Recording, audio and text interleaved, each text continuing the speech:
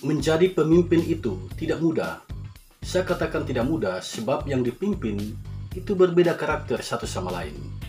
Menjadi pemimpin itu berat. Mengapa saya katakan berat? Sebab pertanggungjawabannya bukan hanya kepada manusia, tetapi juga kepada Tuhan, Sang Pemberi otoritas bagi kita untuk memimpin. Mari kita belajar dari Yehezkiel pasal 34 ayat 24 sampai ayat yang ke-31.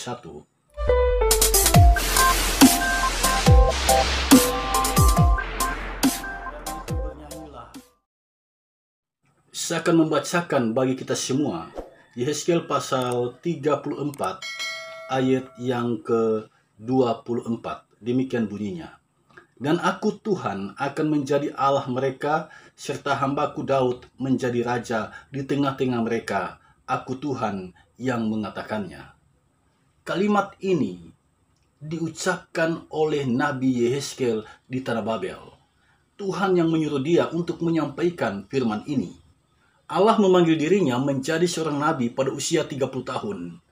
5 tahun setelah mereka diangkut sebagai tawanan ke tanah Babel.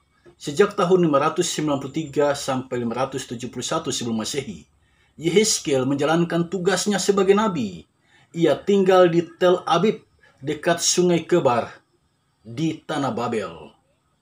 Disinilah Yehezkiel menjalankan peran sebagai nabi, menegur, menasihati, dan menghibur bangsa Israel yang ada di sana.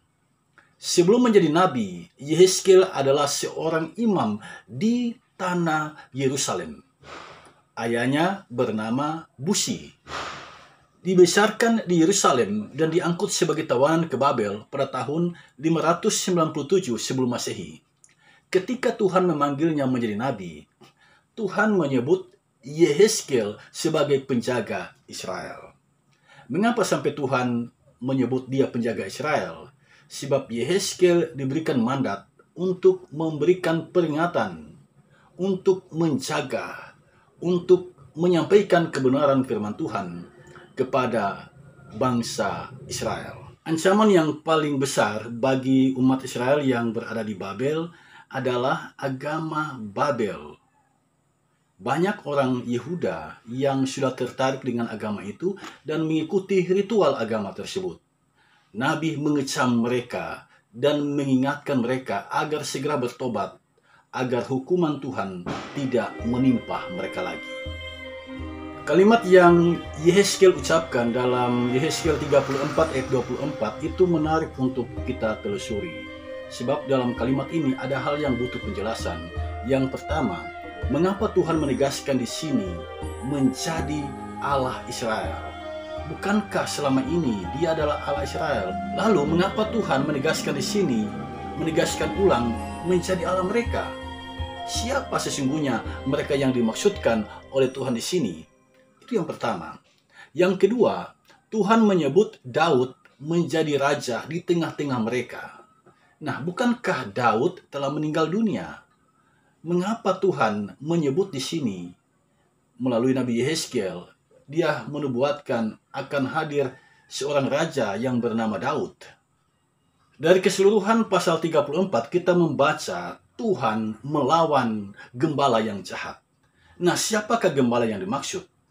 Di Israel, gembala yang dimaksud adalah para pemimpin, yaitu raja, imam, dan nabi. Nah, dalam konteks Yehezkiel pasal 34, pemimpin yang dimaksud di sini, gembala yang dimaksud di sini adalah raja dan para pegawainya. Merekalah yang telah menjadi lawan Tuhan. Mengapa mereka menjadi lawan Tuhan? Karena mereka telah melakukan kejahatan. Kejahatan yang mereka lakukan adalah menggembalakan dirinya sendiri, memeras umat yang mereka gembalakan, dan tidak menjalankan fungsi sebagai gembala, yaitu mengobati yang sakit, membalut yang luka, membawa pulang yang sesat, dan mencari yang hilang. Sebaliknya, mereka membiarkan domba Tuhan ini tersesat dan terserak. Pada zaman Raja Yoyakim, dan Sedekia, kejahatan ini semakin menjadi-jadi. Mereka melakukan kekejian yang dilakukan oleh bangsa-bangsa lain. Karena kejahatan yang mereka lakukan ini, Tuhan menghukum mereka. Nebukadnezar, Raja Babel, datang mengepung Yerusalem dan mengalahkan mereka. Penduduknya diangkut sebagai tawanan ke tanah Babel. Itu hukuman Tuhan bagi bangsa yang tidak mentaatinya. Raja Nebukadnezar mengangkut mereka ke tanah Babel tahun 597 sebelum Masehi. Dan di saat mereka menderita di tanah Babel, Tuhan mengutus Nabi Yehezkiel, dan Yehezkiel datang berteriak di tanah Babel, "Celakalah gembala-gembala yang menggembalakan dirinya sendiri." Dan karena kejahatan mereka itu, Nabi menubuatkan tentang kehadiran seorang gembala, yakni Raja Daud. Nah, Raja Daud yang dimaksud di sini adalah keturunan dari Raja Daud. Nubuatan dari Nabi Yehezkiel ini digenapi di dalam Yesus Kristus Tuhan kita. Dialah gembala yang baik, gembala yang menjalankan fungsi sebagai seorang gembala, gembala yang mengorbankan dirinya demi keselamatan domba-domba yang digembalakannya. Dialah gembala yang menuntun orang untuk sungguh-sungguh percaya kepada Allah. Dialah gembala yang sungguh-sungguh menghadirkan damai sejahtera, sebagaimana yang dinubuatkan dalam kitab Yehezkiel pasal 34 ayat 25 sampai ayat yang ke-31. Dari ulasan kebenaran firman Tuhan ini, kita mendapatkan pesan yang berharga dari Tuhan. Yang pertama, pemimpin itu bukanlah tuan. Sebab jika pemimpin adalah tuan, maka semua orang harus melayani dia. Pemimpin itu bukan tuan. Pemimpin itu adalah seorang gembala. Dia bertanggung jawab menggembalakan orang-orang yang dipimpinnya. Pemerintah maupun pejabat gereja adalah pemimpin. Itu berarti mereka adalah gembala. Dan Tuhan menghendaki agar gembala ini memperhatikan domba-domba, memperhatikan orang-orang yang mereka pimpin. Benarlah apa yang dikatakan oleh Yesus di dalam Markus pasal 10 ayat 43. Barang siapa ingin menjadi besar di antara kamu, hendaklah ia menjadi pelayanmu. Yang kedua, di bumi ini ada banyak yang disebut Tuhan. Tetapi bagi kita, Tuhan adalah Allah kita. Tuhan yang dimaksud adalah Tuhan yang di dalam Alkitab terjemahan bahasa Indonesia, Tuhan yang dicetak dengan huruf besar semua. Tuhan itu diterjemahkan, kata Tuhan itu diterjemahkan dari bahasa Israel, Yahweh. Kata Tuhan diterjemahkan dari kata itu. Nah, di sini Tuhan menegaskan Tuhan adalah Allah, Yahweh adalah Allah. Nah, pemimpin dia bukan Allah. Pemimpin adalah hamba Allah. Dengan demikian, yang harus dihormati, yang harus dimuliakan bukan pemimpin, tetapi Allah sebagai pemegang otoritas yang mempercayakan otoritas itu kepada seorang pemimpin. Karena itu pemimpin janganlah mencari hormat dan kemuliaan, sebab hormat dan kemuliaan itu hanya bagi Allah. Pemimpin adalah abdi Allah. Dia adalah abdi Allah.